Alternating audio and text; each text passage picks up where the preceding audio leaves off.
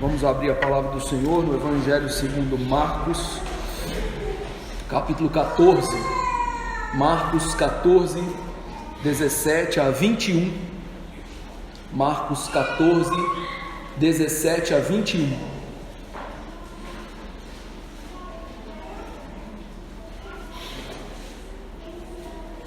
Marcos 14, 17 a 21.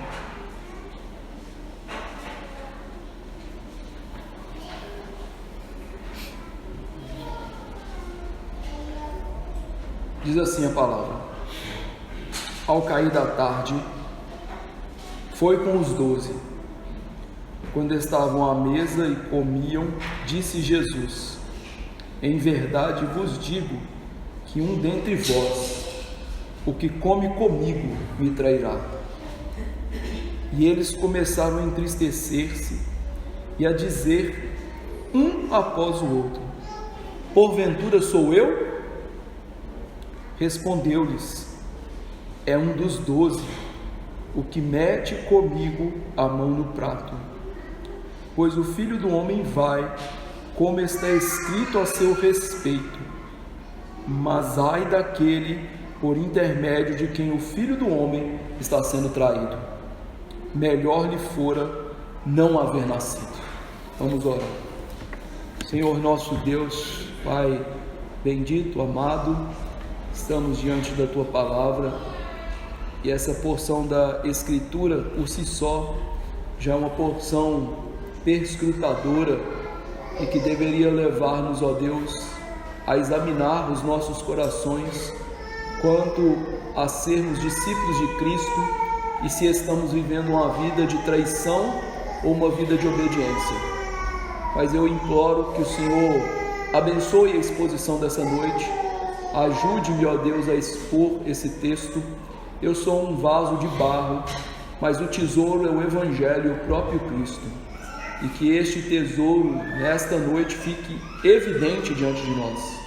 E que ele seja aplicado ao nosso coração pelo Teu Santo Espírito, a fim de levar-nos ao entristecimento segundo o Senhor, que não gera pesar, pelo contrário, que gera uma vida renovada em Cristo Jesus.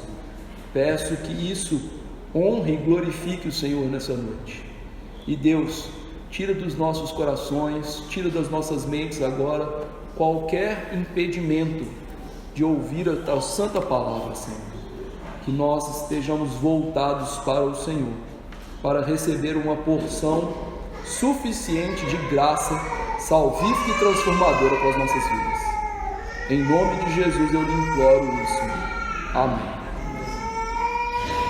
Meus irmãos, estamos aqui nos derradeiros momentos da vida do Senhor Jesus Cristo, e nesse capítulo 14 de Marcos, os 11 primeiros versos, como nós já aprendemos, Marcos vai mostrar para nós as diversas reações que havia em relação ao Senhor Jesus Cristo. Nós vimos que o Sinédrio odiava a Cristo e queria matá-lo na surdina.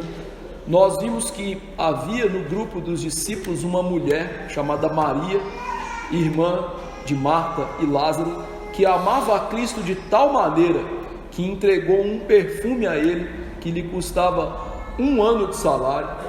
E depois nós vimos a reação de Judas, um homem avarento que traiu Jesus por 30 moedas de prata, que equivalia a 1/10 do valor que aquela mulher havia despejado na cabeça de Jesus, naquele perfume preciosíssimo de nardo. Depois nós vimos que o Senhor Jesus Cristo, na sua soberania, ele prepara a Páscoa para os discípulos, no sentido de que ele diz exatamente o que aconteceria para a Páscoa, que era aquela refeição familiar, pudesse ser tomada por ele e seus discípulos. Lembrando que, nesse momento, os discípulos são a família espiritual de Jesus, e eles vão tomar a última Páscoa de Cristo desta maneira, como família espiritual de Jesus Cristo. Afinal, ele mesmo disse que sua mãe, seus irmãos, são aqueles que fazem a vontade do seu Pai, a vontade de Deus. E é nesse cenário que nós chegamos a essa cena de traição que nós vamos ver hoje. Mas, como eu tenho salientado para os irmãos, o personagem principal dessa história não é Judas, não é Maria, não são os discípulos, muito menos o Sinédrio. O personagem principal dessa história é Jesus Cristo. E nesse trecho não seria diferente. O personagem principal aqui não é o traidor, mas aquele que está sendo traído. E o que Deus quis ensinar-nos sobre aquele que está sendo traído? Que Jesus, que é o verdadeiro Cordeiro, ele foi entregue pelo decreto de Deus, mas pela ação maligna de um de seus discípulos. Isto é, Marcos quer nos ensinar que este Cordeiro, nosso Salvador, Deus havia decretado a sua morte, a sua traição, mas Deus usaria um dos discípulos, um homem íntimo de Jesus, para que ele fosse àquela cruz a fim de nos salvar. Então, vamos ver esta verdade espalhada por esses versículos. Diz aqui o verso 17: ao cair da tarde, foi com os 12. Marcos nos informa que após a preparação da Páscoa, por meio de Pedro e João, nós vimos no último sermão, Jesus vai juntamente com os 12 para aquele cenáculo ao qual eles deveriam celebrar a Páscoa. E veja que Marcos diz aqui para nós um detalhe muito importante: ao cair da tarde. E por que isso é importante? Isso significa que o evento que nós estamos vendo aqui agora está acontecendo no dia em que Jesus Cristo vai morrer. Na contagem de tempo dos judeus, queridos irmãos, o dia vai de 18 às 18 e não de meia-noite à meia-noite. Portanto, 18 horas aqui, ou seja, na hora que vira o dia para os judeus, para eles é sexta-feira, ainda que seja quinta-feira para nós. Então nós estamos no dia 15 de Nissan, o dia em que o Cordeiro Pascal é morto. E nesse momento então Jesus vai celebrar a Páscoa com os discípulos, mas à noite ele vai ser preso, vai ser julgado durante a madrugada pelo Sinédrio, o que era proibido, vai ser julgado no raiar do dia por Pôncio Pilatos. 9 horas da manhã ele estará grudado numa cruz, e às 15 horas da tarde ele estaria morto. Então esse é o cenário, o último dia da vida de Jesus Cristo. E aqui, este cenário montado, é importante que nós notemos que ele faz parte daquilo que comumente chamamos da paixão de Cristo, que é até nome, do filme do Mel Gibson, A Paixão de Cristo. Mas é importante que nós entendamos o que é paixão de Cristo. Quando nós ouvimos a palavra paixão na nossa cultura, vem à nossa mente o amor romântico, desenfreado, o amor entre um homem e uma mulher, um amor que não tem muitas regras, em que as pessoas se doam.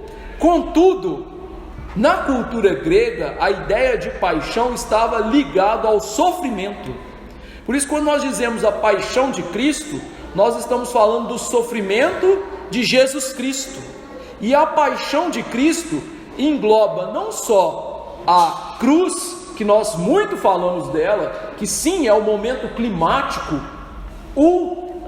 ultra momento, o maior de todos, mas todos esses eventos em que Cristo vai passar agora: traição, suar sangue, receber antecipadamente o horror da cruz no Getsêmani, ser esbofeteado, julgado pelo Sinédrio, julgado pelos ímpios, através de Pôncio Pilatos. Tudo isso faz parte do sofrimento vicário de Jesus Cristo, que nós lemos aqui hoje em Isaías 53, ou seja, tudo aqui está se cumprindo aquilo que o profeta havia dito, ou seja, o Senhor Jesus vai sofrer em prol de todos nós, da nossa salvação. O castigo que traz a paz está caindo sobre Ele. Então aqui nós temos antecipadamente um pouco da ira de Deus, que vai cair de maneira plena na cruz, caindo sobre Jesus. Por quê? Porque Jesus vai ser traído por uma pessoa íntima dele. Convenhamos, ser traído não é nada agradável. Se você já foi traído pelo seu cônjuge, sabe disso. Se você já foi traído por um amigo, sabe disso. Se você foi traído por qualquer pessoa, você sabe. É algo vil, estarrecedor. Só que tem um agravante: todos nós merecemos ser traídos. Todos nós. Calma, não vai fazer bobagem, porque nós somos pecadores. Nós merecemos cada infração cometida contra nós, cada xingo, cada problema, cada dor, cada luta, cada dificuldade nós merecemos. Isso faz parte da maldição do pecado sobre as nossas vidas. Só que nós estamos falando de uma pessoa que é completamente santa, que é perfeita, que nunca cometeu mal a ninguém e que, ainda que não eletivamente, salvificamente, ama o próximo como a si mesmo. Jesus cumpria os 10 mandamentos, ele deixou isso claro. Então, ainda que não salvificamente, ele amava Judas, ele amava os discípulos, ele amava as pessoas que iam bater nele, cuspir nele, colocá-lo numa cruz. Daí, esse sofrimento, essa traição, ser algo elevado, ser algo ainda mais estarrecedor. Daí, o grande sofrimento de Jesus Cristo. E esse sofrimento que nós vamos ver hoje nem se compara ao que nós vamos ver daqui em diante do sofrimento da cruz. Mas, no entanto, queridos irmãos, nós estamos vendo aqui que este sofrimento que está se aproximando, e esse é o cenário, todo este sofrimento demonstra atributos de Deus que são atributos lindíssimos, como a sua soberania, a sua sabedoria, o seu poder. O sofrimento de Cristo e a cruz de Cristo não é a derrota de Deus ou do Senhor Jesus, como muitos pensam. Olham para um homem ali carcomido pelos anos de ministério, um homem ali que foi esbofeteado, está ali, como diz, né? Nenhuma belezura nós vimos nele. Aquilo, meus irmãos, é a demonstração de maior poder que Deus poderia fazer nesse mundo. Deus, segunda pessoa, que se fez carne e se doa por nós, e aparentemente, ao ser derrotado, vence principados e potestades, vence o nosso pecado, reconcilia homens pecadores com um Deus santo. Daí o salmista dizer: a justiça e a paz se beijaram. É o maior momento de poder que nós podemos ver, a renovação dos céus e da terra, Deus fazer os nossos corpos já destruídos no pó da terra ressurgirem para receber as nossas almas aperfeiçoadas, não é comparado ao poder da cruz, a maior obra de Deus. E é isso que Marcos está pintando para nós. E é nesse dia da maior demonstração de poder que alguém poderia ver, o maior espetáculo da terra, Jesus foi celebrar a Páscoa com os 12. Veja como que Jesus é soberano sobre isso. No trecho de Lucas, ele diz que ele havia ansiosamente aguardado por aquele momento de estar ali com os discípulos. No grego, desejando, mostrando que Jesus amava tanto os seus eleitos, tanto os seus discípulos, que mesmo aquilo sendo para ele um grande sofrimento, um grande aperto, a ira do Pai que cairia sobre ele, ele estava com vontade de passar por aquilo. Ele desejou aquele momento. É como se ele tivesse ficado contando no relógio. Eu sei, gente, Jesus não tinha relógio, tá? Ele ficasse contando no relógio: está chegando a hora, está chegando a hora. E na hora que ele esteve ali, naquele momento, ele falou assim: como eu gostei de estar aqui, como eu queria estar aqui. E Marcos então nos mostra que com os 12, ele está ali naquele momento fundamental. E é fundamental também essa narrativa dele falar com os 12. Os 12 precisavam estar presentes. Todos os apóstolos precisavam estar ali naquele momento.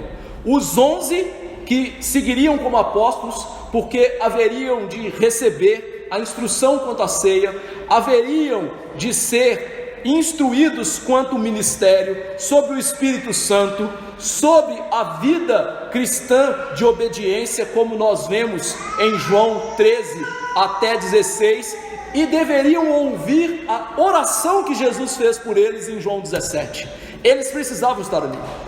E Judas, que não seria o alvo de toda essa bênção, também precisava estar ali, porque ele haveria de cumprir o plano de Deus, uma vez que o Sinédrio havia determinado: vamos matar Jesus depois da festa e às escondidas. Meus irmãos, nós estamos chegando aqui no derradeiro momento.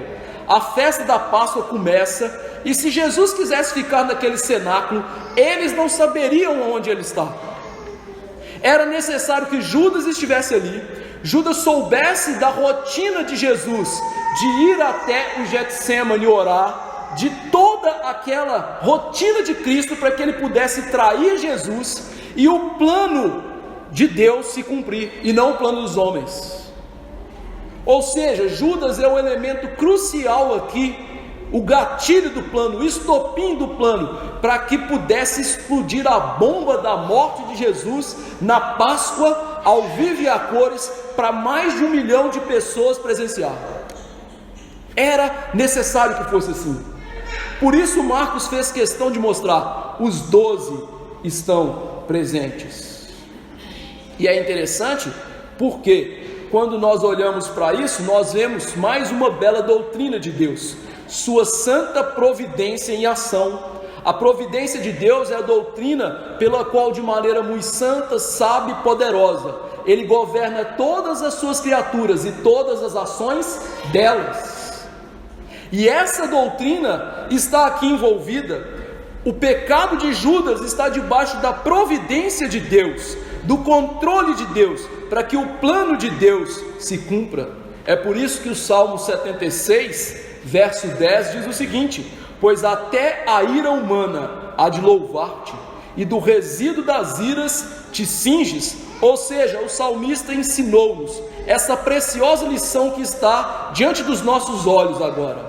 Deus usa o pecado humano para cumprir os seus planos santos, para o seu próprio louvor. Ele governa o mundo de tal maneira que toda essa situação, que parece absurda e impossível de acontecer, está debaixo dos auspiciosos cuidados e poder de Deus, para que, do jeito que Ele havia determinado, que Cristo morreria na Páscoa pelo nosso pecado, vai acontecer. E Ele vai usar a ira humana, o pecado de um homem que foi repreendido pela sua avareza, mas que endureceu seu coração e que está aqui com ódio de Jesus, entregando Jesus por uma ninharia. Então Marcos nos diz o que mais está acontecendo. Verso 18: quando estavam à mesa e comiam, disse Jesus: em verdade vos digo que um dentre vós, o que come comigo, me trairá. Antes de nós explanarmos o que Marcos nos revela aqui, é importante que nós notemos que este evangelho, junto com Lucas e Mateus, eles não revelam a cena toda. Antes de Jesus sentar à mesa para comer com seus discípulos, ou melhor, reclinar à mesa, já que eles não sentavam, né? Aconteceu algo imprescindível. O evangelho de João nos relata isso. Jesus, antes de comer, ele tomou uma toalha e lavou os pés dos discípulos, dando para eles uma grande lição. O evangelho de João nos mostra que Jesus agiu como um escravo da casa, e veja, não um escravo qualquer, o escravo mais chumbrega, chulezinho da casa. Ele era designado para lavar os pés poeirentos daquelas pessoas. Meu irmão, a gente usa tênis, a gente passa produto no pé, a gente usa meia, e a gente não anda em pedra, em areia. Imagina o que era o pé daqueles homens. Nenhuma podóloga ia querer pôr a mão naquele negócio, né? E Jesus está ali lavando os pés daqueles homens, mostrando para eles uma grande verdade, que aquele cordeiro que está ali é o servo sofredor, ele é o escravo de Deus, ele é o servo de Deus. Eles não iriam compreender isso, e nem compreenderiam como que ele é o mestre, o Senhor, o Rei dos céus, poderia ser tão humilde e baixar-se tão grandemente diante daqueles homens. Eu sei que eles não entenderiam ali, o próprio Cristo disse, mas Cristo estava fazendo algo naquele coração, ou naqueles corações. Primeiro, quebrando o orgulho deles. Os discípulos eram orgulhosos, infelizmente. Mais adiante, Jesus vai falar: todos vocês vão me abandonar, e todos eles vão dizer: nós não vamos fazer isso. Isso mostra o que? Orgulho. Por que esse orgulho? Porque está indo contra a palavra do próprio Deus. Quando a gente fala assim, não, a palavra de Deus não é certa, eu sou certo, isso mostra o que? Orgulho. Quando Jesus disse, vai acontecer assim, e eles falam, não vai acontecer, está mostrando o orgulho deles. Pessoas que se acham melhores, pessoas que se acham exaltadas, e Jesus aqui está quebrando o orgulho deles. E em segundo lugar, está marcando humildade no coração deles. Anos mais tarde, próximo da sua morte, lá nos idos dos anos 60, ou na década de 60 da nossa era, Pedro, ao escrever sua primeira carta, ele foi tão marcado por esse episódio que ele diz, escrevendo aos irmãos: cingi-vos todos de humildade. Essa expressão cingi-vos é muito importante, porque ele usa o mesmo verbo que João relatou o que Jesus fez ao lavar os pés dos discípulos, mostrando que aquilo marcou tanto Pedro e quebrou tanto o orgulho de Pedro, que anos depois, quando ele foi ensinar os irmãos a serem humildes, ele que havia sido transformado em alguém humilde, ele se lembrou desse momento. Ele poderia ter lembrado de muitos, mas ele se lembra desse momento em que Jesus lavou os pés dos discípulos, para só então tomar a Páscoa. E então, depois de fazer, Jesus está aqui comendo com os discípulos. Marcos não relata até aqui a cerimônia da refeição Seder, que nós já aprendemos sobre ela. Ele só diz que eles estavam comendo essa Páscoa, e Jesus então trouxe uma notícia estarrecedora. E é interessante que isso era um hábito de Jesus. Se você ler os evangelhos, você vai perceber que muitas vezes, em momentos alegres e festivos, Jesus, digamos assim, estraga a festa. Teve um momento que Jesus estava na casa de um homem, e as pessoas procuravam os primeiros lugares nos banquetes, e Jesus disse assim: não deve ser feito. Vocês não devem procurar os primeiros lugares nos banquetes, isso não é humildade. E acabou com a festa. Em outra festa, uma mulher disse: bem-aventurado aquele que comer pão no reino de Deus. E Jesus foi e deu neles uma cepada. Ele tinha por hábito fazer isso, porque da sua sabedoria ele sabia, aqueles momentos de festa, de Fausto que nós passamos, nós pouco aprendemos. É por isso que Eclesiastes faz questão de mostrar: é melhor a gente ir num velório do que numa festa. Porque no velório a gente aprende a brevidade do homem, a gente aprende que a gente não vale nada, a gente aprende que a gente é fugaz. E numa festa você vai lembrar de quê? De nada. Se entorpecer. Tudo parece bem, não é? Então Jesus, ele tinha esse hábito, na sua sabedoria, quebrar aqueles momentos com grandes lições. E ele está fazendo isso. E veja que a sua fala é solene, por isso ele começa a falar em verdade. Essa expressão lá no grego é uma palavra aramaica que nós usamos no final de cada oração nossa. Nós usamos essa palavra várias vezes aqui hoje. Amém. Por que Jesus usa essa expressão amém? Jesus faz isso para mostrar, em primeiro lugar, o que ele vai falar é algo extremamente solene e que está ligado aos discursos de Deus do Antigo Testamento. Então ele está tomando para si a fala e falando o seguinte: a minha fala é autoritativa. O que eu estou falando aqui, eu estou falando com a autoridade de Deus. Isso certamente que eu vou falar vai acontecer. Em segundo lugar, quando Jesus fala amém, ele está usando essa expressão de maneira profética. Ou seja, ele está falando de um futuro que não é incerto, é um futuro certíssimo.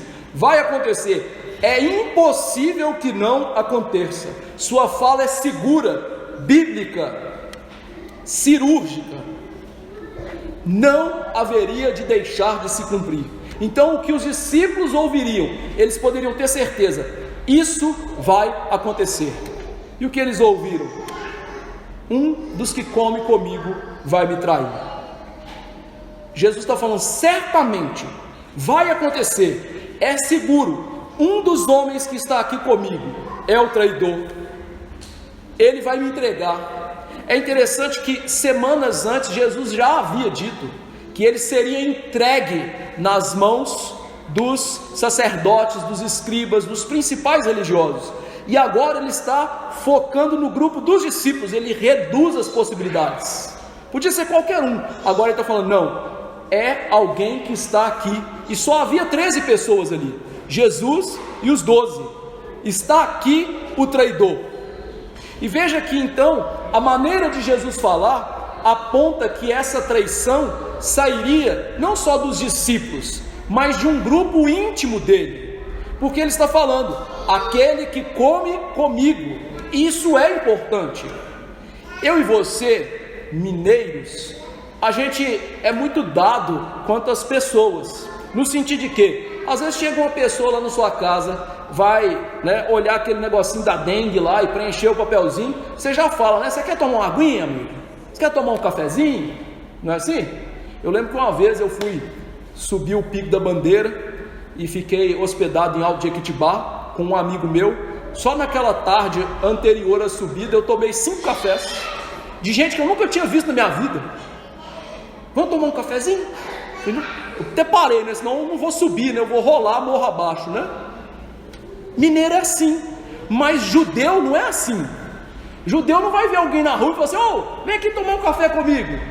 Porque para eles, naquela cultura, comer é algo de extrema intimidade, uma vez que, como eu disse, eles se reclinavam à mesa. Então ficava todo mundo deitadinho ali no chão, pertinho do outro, para poder comer. Tanto que João coloca a cabecinha dele no peito de Jesus, como se fosse deitando Jesus. Olha só. Ao falar isso, Jesus está mostrando que, a maneira deles comer era algo íntimo. Eles pegavam aqueles pães, colocavam carne, as ervas, molhavam no pão, metia na boca, colocava de novo. Então, digamos assim, todo mundo tomava a baba de todo mundo, Tinha que ser coisa íntima mesmo. E é esse o cenário. Alguém íntimo está me traindo. Alguém que se alimenta comigo. E queridos irmãos, Jesus era o anfitrião, o que tornava aquela traição algo ainda pior, porque naquela cultura, você desonrar um anfitrião era algo que muitas vezes era punido. O traidor de um anfitrião era uma pessoa malquista.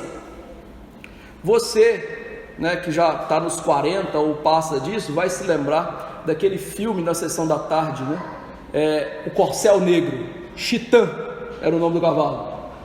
Um dado momento, o Alec, que era o cavaleiro, vai lá para as terras do Chitã, na Arábia, e ele pede abrigo para o inimigo dele. E eu me lembro até hoje dessa cena, me marcou. E ele é abrigado dentro daquela casa. E há um determinado momento que o anfitrião, o hóspede, o inimigo dele fala assim: aqui na nossa cultura, nós honramos quem nós hospedamos, mas também nós queremos ser honrados. Então você vai me respeitar.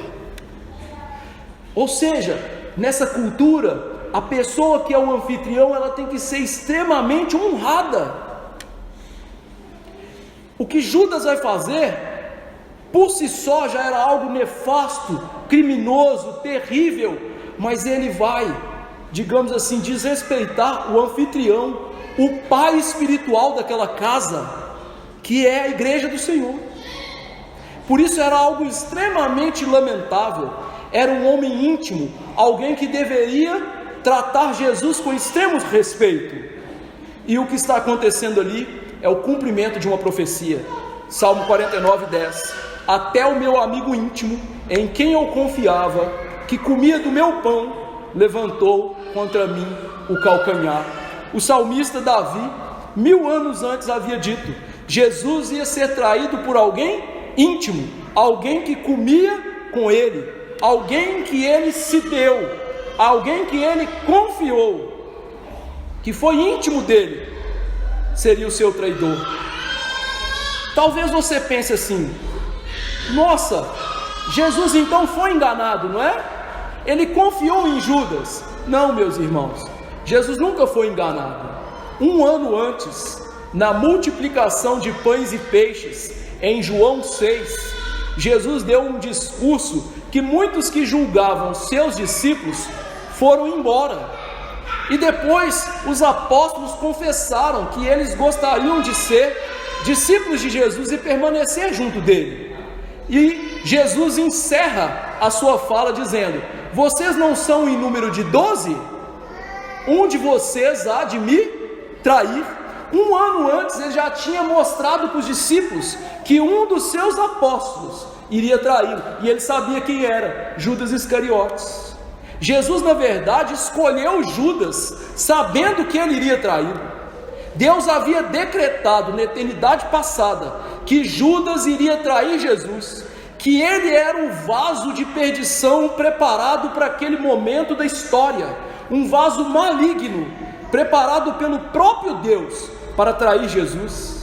É por isso que Provérbios, na sabedoria de Deus, diz o seguinte: o Senhor fez todas as coisas para determinados fins, e até o perverso para o dia da calamidade. O perverso Judas foi feito para o dia desta calamidade, o dia em que ele trairia Jesus, o dia em que ele seria um instrumento de ira na mão de Deus para levar Jesus para a cruz do Calvário. E é interessante, talvez você esteja pensando assim: que doideira, isso é maluquice. Não, isso é motivo de louvor.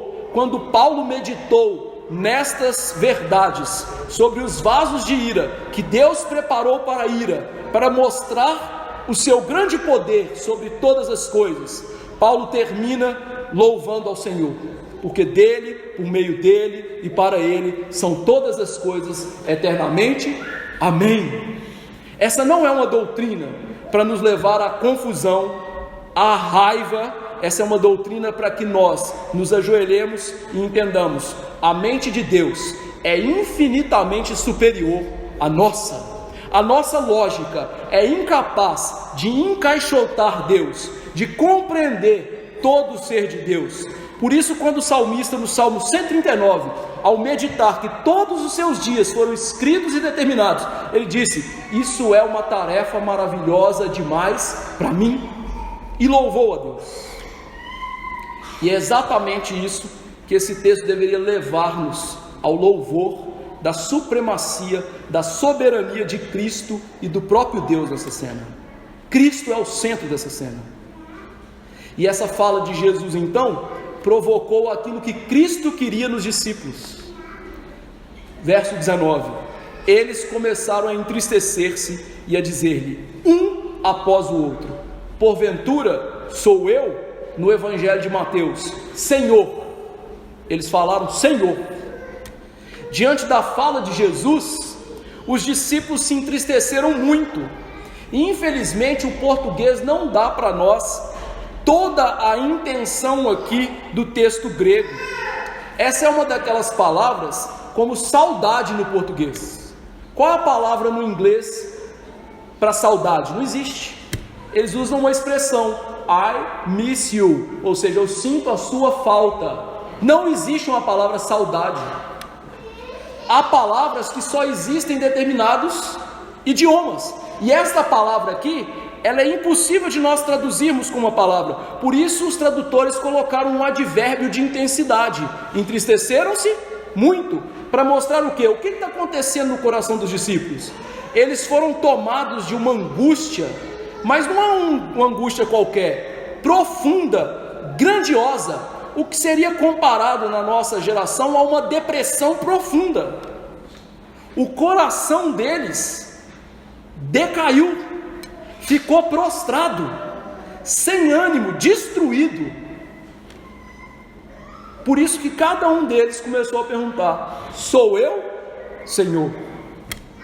E essa resposta é brilhante e nós podemos tirar delas muitas lições.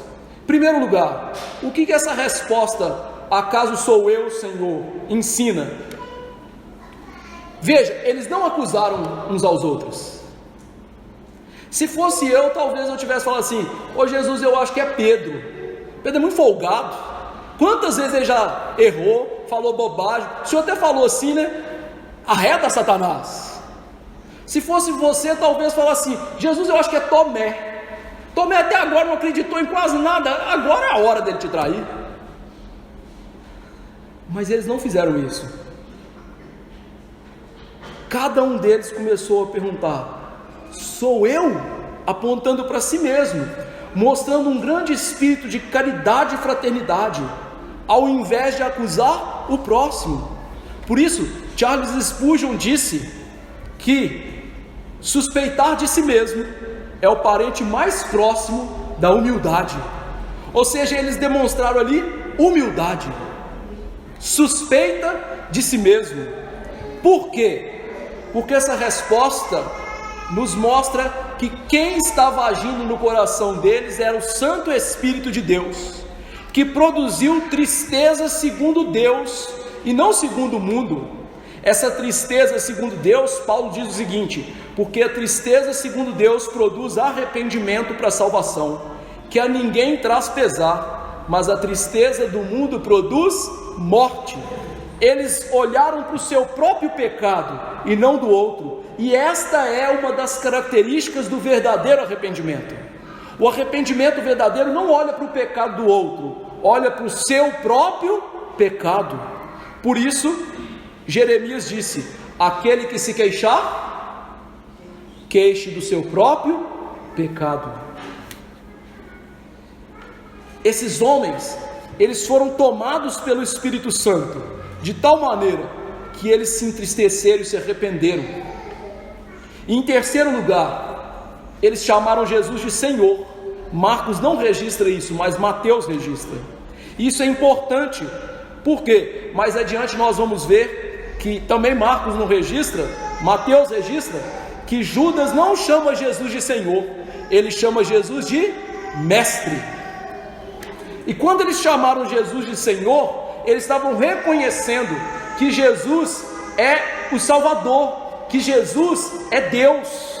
A palavra Senhor aqui, no grego, Kyrios, era a palavra comum usada no Novo Testamento para falar de Jesus, mas não só para falar de Jesus como um homem, mas para falar de Jesus como Deus. Então literalmente eles estão chamando Jesus do seu Senhor, do seu Salvador, mostrando total dependência dele, mostrando que eles precisavam da misericórdia de Jesus.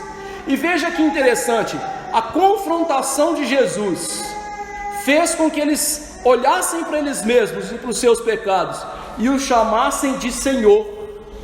A confrontação de Jesus então gerou distanciamento? Não, gerou humildade, proximidade, confissão, mostrando que era o Espírito Santo que estava movendo aqueles homens. Porque quando uma pessoa é confrontada pela palavra de Deus, usada pelos ministros de Deus, e ela se afasta, significa o coração dela está endurecido. O profeta Miqueias diz: a minha palavra faz bem a quem anda retamente, mostrando que a palavra de Deus só faz bem àqueles que querem obedecer, que não são réprobos, que são tocados pelo Santo Espírito de Deus. Aqueles que se afastam da palavra, da repreensão da palavra, são pessoas duras, com o coração empedernido. Mais uma vez eu recorro ao capítulo 6 de João. Jesus havia dito que ele era o pão vivo que desceu do céu, e que aquele que queria ser discípulo deveria comer da sua carne e beber do seu sangue. Jesus não está pregando canibalismo, ele está pregando o quê? Íntima união no seu sofrimento. Diante daquele discurso, o que os seus discípulos falaram?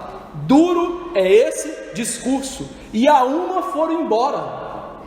Jesus então olha para os 12 e diz: vocês querem ir embora? Podem ir.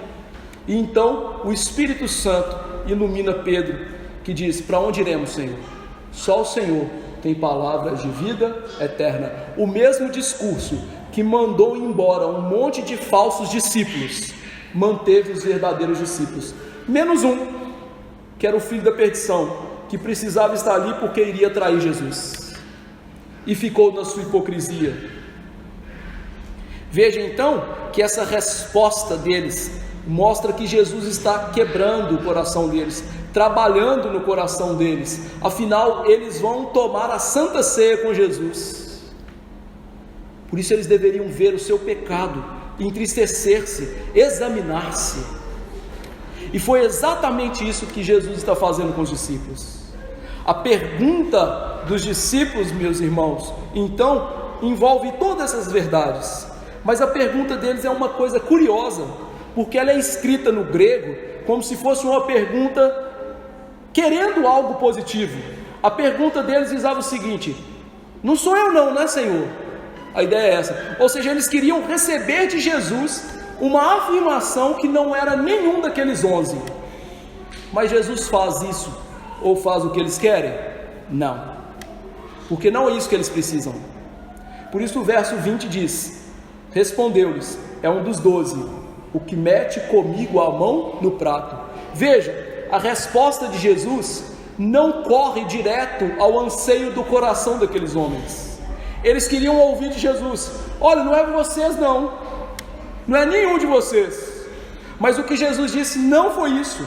Jesus deu uma resposta não que eles queriam ouvir, mas a resposta que eles precisavam ouvir. É interessante que Deus muitas vezes atua assim com a gente. A gente ora, e a resposta que a gente recebe não é aquela que a gente quer, é aquela que a gente precisa. Porque a gente precisa continuar sendo trabalhado pela graça do Senhor, precisa continuar passando pelo ardor da aprovação. Então Deus raramente vai responder do jeito que você quer, mas Ele sempre vai responder do jeito que você precisa, aquilo que você precisa de ouvir. E é exatamente isso que Jesus está falando. A resposta de Jesus é proposital em não identificar nenhum deles. E quais são os propósitos de Jesus nisso? Primeiro, Jesus, ao fazer isso, está dando um grande aviso para Judas. É como se ele estivesse dizendo assim: Judas, eu te conheço, amigo, eu sei o que você está fazendo. Por que ele está fazendo dessa maneira? Para que ele pudesse se arrepender. E aí você pode estar aí com a sua cabecinha coçando: mas espera aí, Judas não é o filho da perdição? Judas não foi decretado que ele deveria trair Jesus e morrer debaixo da ira de Deus?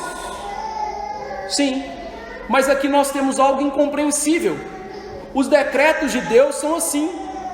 O decreto de Deus, ele é tão abrangente que, apesar de ter destinado Judas para a perdição, neste mesmo decreto havia um aviso para que Judas se arrependesse. Pastor, como é ser possível? Eu não sei. Por isso que Deus é Deus e eu não sou. Mas isso é bíblico. Por exemplo, Deus havia determinado que Caim iria matar Abel? Sim. Mas o que ele disse para Caim? O pecado jaz à porta, cumpre a ti dominar. Ele deu o quê? Um aviso. Por quê? Deus chama pecadores ao arrependimento. Diz o profeta: Deus não tem prazer na morte do pecador, antes que ele se arrependa e viva. Não quer dizer que cada pecador vai se arrepender. Não quer dizer que cada pecador vai receber um aviso da graça chamando ao arrependimento. Há milhares e milhões de pessoas que nunca ouviram esse evangelho do arrependimento. Mas a verdade é que para alguns desses pecadores, Deus faz questão de chamá-los ao arrependimento. E mesmo assim, eles não se arrependem. Por isso Jesus disse: muitos são chamados e poucos escolhidos. E veja, ele falou muitos, não todos. Tem muita gente que vai morrer e ir para o inferno sem nunca ter sido chamado. Mas isso é o que? Soberania de Deus. Eu sou um simples homem. A única coisa que eu tenho que fazer é baixar a cabeça e falar assim: é assim, Senhor, Tu és soberano. Em segundo lugar, essa fala de Jesus, como ele disse mais uma vez: o que mete comigo a mão no prato, chama a atenção para a traição como ela era humilhante, traiçoeira. Jesus está sendo entregue aos seus inimigos, não pelos próprios inimigos, mas por um que era o seu amigo. E nós não podemos perder isso de perspectiva. O centro dessa cena é o sofrimento de Jesus na traição. É aquilo que está acontecendo com Jesus, ele sendo traído. Isso é parte da sua paixão. E todo sofrimento faz parte dessa paixão. E esse círculo íntimo de pessoas que deveriam amar, apoiar, cuidar, orar e prezar pelo seu superior nesse momento, um deles, que nós sabemos que é Judas, vai trair Jesus. Então, está aqui diante de nós esse grande sofrimento de Jesus. Em terceiro lugar, mais uma vez Jesus se mostra pleno sobre a situação. Ele não foi pego de surpresa, ele sabia de todos os detalhes da sua traição. Isso mostra para nós o quê? A grandiosidade do amor de Jesus Cristo. Meu querido irmão, se você soubesse que ia ser traído assim, você tomaria providência para não ser traído assim. E seria muito fácil Jesus não ser traído por Judas. Jesus poderia ter dado inúmeras soluções para isso. Quando aquelas pessoas todas foram embora lá em João 6, ele podia ter falado: vai embora, você também é diabo. Ele poderia não ter escolhido Judas para ser apóstolo. Ele poderia ter feito inúmeras outras coisas. Mas Jesus, pleno e soberano, aceitou ser entregue por Judas, assim como ele aceitou ser morto pelos romanos. Jesus disse para Pilatos: meu reino não é desse mundo. Se fosse desse mundo, eu poderia chamar legiões de anjos para lutar por mim, e ninguém poria um dedinho em Jesus Cristo. Lembrando que um só anjo matou 185 mil pessoas dos assírios numa noite. Um só anjo. Uma legião, que são 6, 7 mil pela contagem romana, dizimaria o mundo inteiro, né? Jesus está se entregando. E em quarto lugar, quando Jesus fez isso, ele ofereceu para os discípulos uma grande oportunidade. Qual oportunidade? Examinarem a si mesmos. Ao dar essa resposta e não identificar o traidor, Jesus fez isso de propósito, fazendo um grande favor aos discípulos. Ele sabia que era um grande momento, o melhor momento para esses homens exercerem o autoexame. Ele queria deixar cada um deles encher-se de sentimentos conflitantes, de autodesconfiança, forçando-os a examinarem a si mesmos. Eles precisam se examinar. Todos nós que somos crentes precisamos disso, porque o nosso coração é capaz de pregar peças. Afinal, ainda que o nosso coração seja regenerado, ele ainda é enganoso, ele nos engana. É por isso que o salmista disse ao Senhor: Senhor, sonda o meu coração e vê se há algum caminho mau. Ou seja, o que ele está fazendo? Sondando o seu coração e pedindo a Deus: sonde o meu coração. Jesus está dando essa oportunidade para eles. É o momento de vocês se examinarem, é o momento de vocês sondarem o coração de vocês. Quem são vocês? Essa é a questão. E por fim, verso 21: pois o Filho do Homem vai, como está escrito a seu respeito, mas ai daquele por intermédio de quem o Filho do Homem está sendo traído, melhor lhe fora não haver nascido. Jesus, nesse versículo, mais uma vez, mostra a soberania de Deus em ação. Jesus conhecia o seu caminho, e ele conhecia o seu caminho porque as Escrituras haviam dito, e mais do que as Escrituras haviam dito, o decreto eterno de Deus, quando ele esteve na eternidade com o Pai, havia determinado que assim seria. Afinal, João em Apocalipse 13 diz: Jesus é o Cordeiro morto antes da fundação do mundo. Ele sabia exatamente. Por isso que nós vemos aqui, nesse verso, essa soberania de Deus em ação. E é por isso que Jesus disse: o Filho do Homem está sendo entregue. Nós já aprendemos muitas vezes, essa expressão retirada de Daniel 7, 13 e 14, apresenta um homem que tem governo sobre céus e terra, e que é o próprio Deus. Ele é o rei de todo o reino de graça, ele é o rei de todo o reino de poder de Deus nesse mundo. Ele é aquele que vai consumar o reino de glória de Deus na sua volta. É este homem que está falando aqui: o Filho do Homem está sendo entregue. Ele é o servo sofredor, como a gente já viu. Ele é o humilde que lava os pés dos discípulos. Mas ele também é o Rei da glória. Ele é o Todo-Poderoso, o Filho do Homem. Filho do Homem que vai, como está escrito. E ao falar como está escrito, Jesus está trazendo uma cabedal de textos do Antigo Testamento, desde Gênesis 3,15, que diz que Deus mandaria o descendente da mulher para esmagar o diabo, mas que ele seria ferido no calcanhar, até o texto de Malaquias, mostrando que o sol da justiça viria para nós e purificaria o seu templo.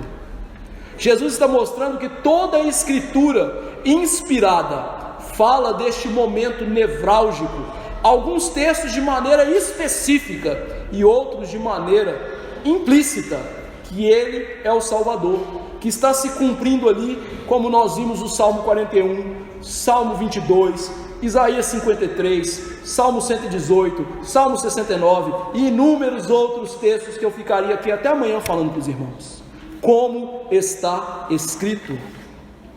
E aí veja, aqui tem algo muito importante. Deus, o que Ele fala na sua profecia vai se cumprir. Por quê? Porque Ele pode prever o futuro? Não, porque Ele determinou o futuro. Ah, pastor, você está inventando isso. Não, abra comigo esse mesmo relato em Lucas 22, 22. Lucas 22, 22.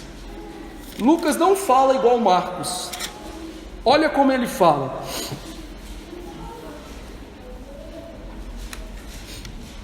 Lucas 22, 22. Diz assim: porque o Filho do Homem, na verdade, vai segundo está determinado, mas ai daquele por intermédio de quem está sendo traído. Por que que o que Deus fala na Escritura vai se cumprir? Porque Ele prevê? Não, porque Ele determinou o que vai acontecer com antecedência. Lá na eternidade passada, quando não havia nada além de Deus, nenhuma matéria criada, antes que houvesse mundo, antes que houvesse anjos, antes que houvesse qualquer coisa, Deus determinou tudo o que haveria de acontecer. Então, do lado daí você pode dizer assim: ah, pastor, então o pobre Judas não tem culpa nenhuma, não é mesmo? Não, por isso Jesus diz: ai daquele por intermédio de quem o Filho do Homem está sendo traído. Esse ai mostra para nós o outro lado da moeda. Além da soberania de Deus, existe a responsabilidade humana. Esse ai, quando Jesus o profere, ele está aqui de maneira antecipada, proferindo juízo eterno sobre Judas, ou seja, um ai profético, a maldição de Deus. O que Judas receberia de Deus eternamente? A maldição dele para sempre. Por isso ele era o filho da perdição, o filho do desperdício. A maldição eterna vai cair sobre ele. E veja então que ele diz: ai daquele, melhor que ele não tivesse nascido, porque ele nasceu para esse momento, e ele fez o que ele queria nesse momento, demonstrando toda a sua natureza pecaminosa, morta e traiçoeira. Então, diante disso, nós aprendemos o quê? Existem duas verdades bíblicas concorrentes, correndo junto para o mesmo mar da glória de Deus: responsabilidade humana, soberania de Deus. R.C. Sproul diz o seguinte: na interseção entre a vontade divina e a vontade humana, duas forças agiram de modo totalmente intencional. Uma delas era a força do mal, Judas. A Bíblia nos mostra que ele fez essas coisas com motivação maligna. Porém, enquanto fazia o mal, ele realizava a vontade de Deus. Deus usou o pecado dele, Deus usou a maldade dele para fazer a nossa salvação. Ele era indesculpável? Não. Ele sabia o que estava fazendo. Ele estava fazendo de propósito. Ele fez o que ele quis fazer.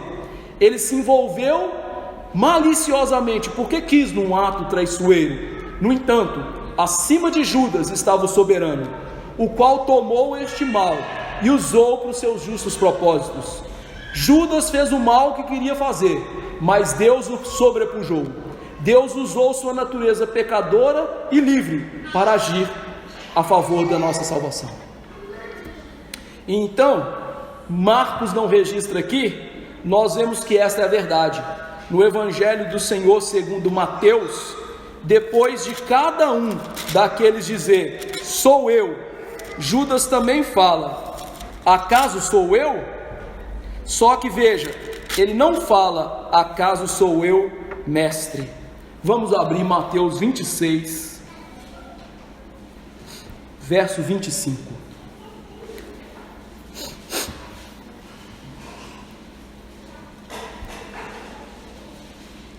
Diz assim, Mateus 26, 25. Então Judas, que o traía, perguntou, acaso sou eu, mestre? Veja, ele não falou Senhor. Os discípulos tinham falado Senhor no verso 22. Respondeu-lhe Jesus, tu o disseste. Lá no verso 22, os discípulos perguntaram, sou eu, Senhor? Agora o traíra, o homem mau, vira para Jesus e diz, sou eu, mestre? Ou seja, você é para mim um mestre, você para mim é só um ensinador da Bíblia, você não é meu Senhor. E aqui nós vemos duas grandes verdades explodindo na nossa cara. Primeiro, por que Judas fez essa pergunta? Por temor dos homens. Se ele não faz essa pergunta, todos iam automaticamente dizer, é Judas. Segundo lugar, hipocrisia. Judas era um falso crente. Ele nunca amou Jesus como seu Senhor. A hipocrisia nos leva a agir como crentes, sem ser crentes. E em tudo isso nós vemos o quê? Uma doutrina suprarracional. Um Deus que decretou tudo isso. E um homem que na sua maldade, na sua natureza, quis agir exatamente assim. Para quê? Para que o Cordeiro Pascal fosse entregue e morresse na Páscoa, às 15 horas, na hora exata do Cordeiro morrer. E Deus fez tudo isso porque Ele ama você e eu, a fim de nos salvar. Como viver esse texto? Em primeiro lugar, os arminianos dizem que nós, calvinistas, crentes reformados, somos irracionais e ilógicos por causa desse tipo de doutrina. Nós não somos. Nossa doutrina é lógica, mas mais do que lógica, ela é bíblica. A doutrina bíblica não existe para satisfazer a lógica humana, porque a lógica humana não pode ser o juiz da Bíblia. O racionalismo pregava isso. A razão humana é o juiz de todas as coisas. Não, nós pregamos, a Bíblia é o juiz de todas as coisas. E ainda que eu não entenda como essas coisas podem estar juntas e fluírem juntas na mente, na história e no propósito de Deus, eu sei que é assim, porque a Bíblia diz que é assim. E como disse certa vez Stuart Olyott, aqui no Brasil, pregando sobre Jonas, a Bíblia diz que um grande peixe engoliu Jonas, e eu acredito. E se a Bíblia dissesse que Jonas engoliu o grande peixe, eu também acreditaria, porque a Bíblia é a palavra de Deus. Você crê na Bíblia sim? Nenhuma razão nossa vai fazer jus à Bíblia, porque Deus vai muito além do nosso intelecto. Segunda aplicação: essa doutrina lhe fez ruborizar? Não deveria, porque fez Paulo se ajoelhar e louvar a Deus. Diante do decreto de Deus de salvar gentios e endurecer Israel, diante da responsabilidade humana de Israel, que quis se salvar, Paulo ajoelhou e louvou. Diante da traição de Judas, nós devemos nos ajoelhar e louvar. Deus estava ali, soberanamente, cumprindo o seu propósito, sem injustiça, com poder, com santidade, com sabedoria. Então, querido irmão, louve a Deus, porque é assim que o nosso Deus age. Deus governa todos os seres, todas as suas ações, e usa até o pecado tão mal para fazer os seus propósitos santos.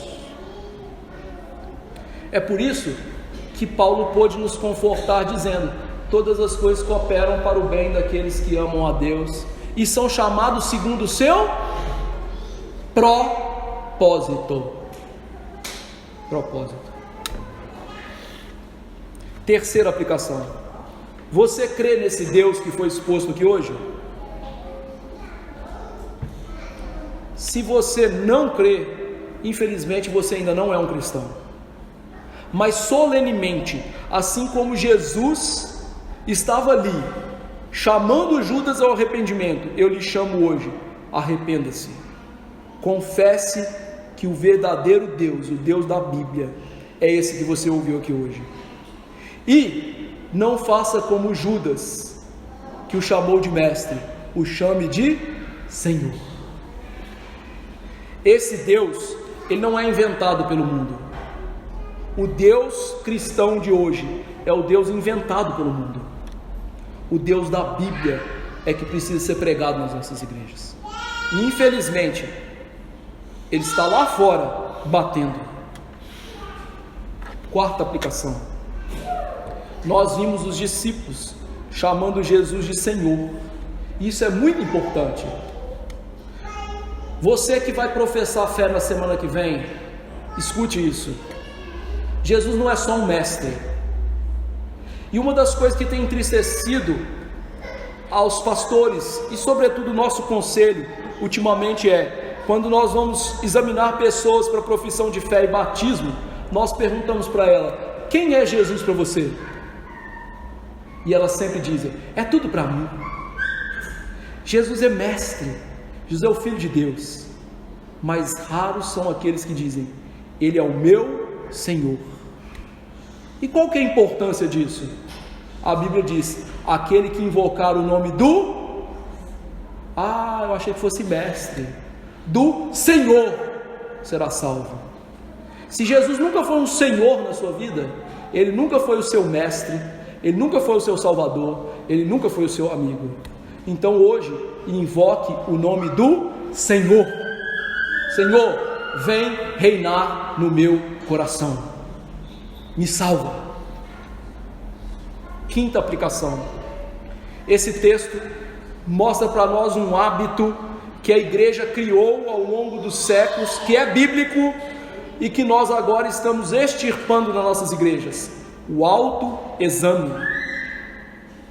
Algo tão praticado na época dos puritanos e da reforma, algo tão ensejado na Bíblia, profundamente bíblico.